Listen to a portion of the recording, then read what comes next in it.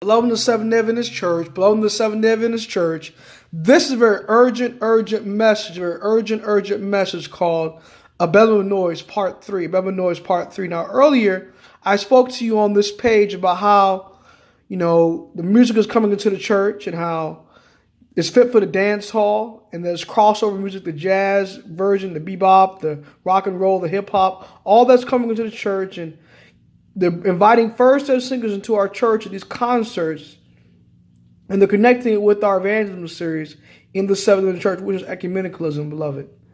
And they're doing it, and the Jesuits have overtaken our church and have insidiously put themselves into our church to destabilize the Reformation within the Seventh-day Church, because our church is the finishing of the Reformation. The Seventh-day Adventist Church is the finishing of the Reformation. But beloved in the Adventist Church, look here what Sister White says in this little book here called Messages to Young People by Ellen G. White, by Sister White, the prophet of the Seventh-day Adventist Church. Look what she says in preparation for Jesus' coming. I saw that God hates pride, and that all the proud and all that do wickedly shall be stubble, and the day that cometh shall burn them up. I saw that the third angel's message must get work like leaven upon many hearts to profess to believe it, and purge away their pride, selfishness, covetousness, and love of the world. Jesus is coming, and will he find a people conformed to the world, and will he acknowledge them as his people that he has purified unto himself? Oh no, none but the pure and holy will acknowledge as his. Those who have been purified and made white through suffering, and have kept themselves separate, unspotted from the world, he will own as his.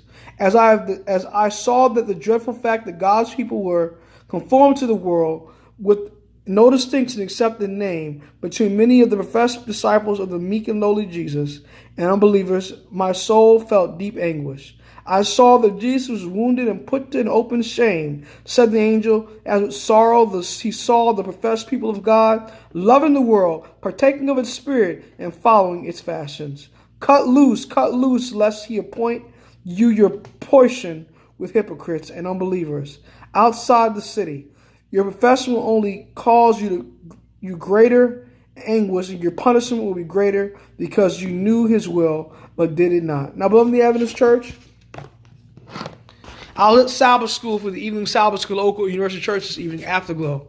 And the discussion was on 1 Corinthians chapter 10, 1-11, and how that connects with the historical prologue of Revelation. And how Revelation, the first part from 1 to 12 deals with historical prologue, and 13 and 22 deals with prophecy. And I brought out the fact that in 1 Corinthians chapter 10, we see them rising to eat, drink, and to play. And they worshipped idols, the golden calf. And how that's going on in our church today, how that the worldly music, the modest dress, the new theology, all these different things, Sunday service coming into the Adventist Church.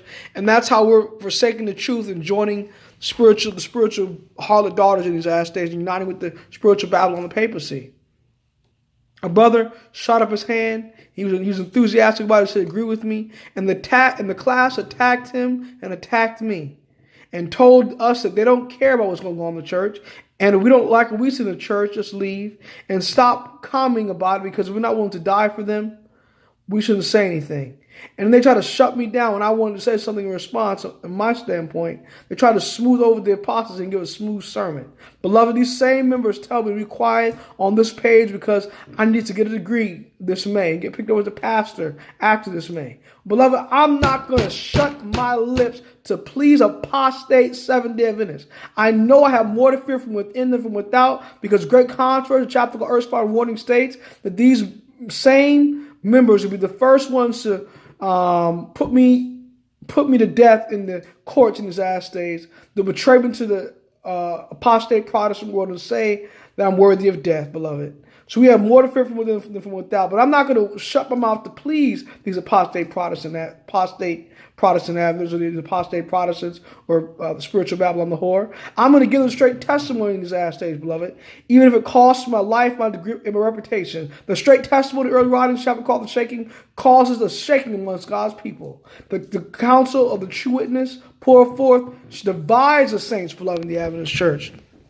Now is no time to give a tame, spiritless, smooth message. Now is the time to give a straight testimony, beloved, in the Adventist church. The teacher said that he feels comfortable with what's going on in the church. Now that means he's worldly, beloved. How can two walk together unless they agree? The Bible says, have no fellowship with the fruitful works of darkness, but rather approve them. He has comfortableness with the immodest dress. He probably is so worldly minded, he'd like to see the immodest dress. He feels comfortable with the worldly music. He feels comfortable with the dancing.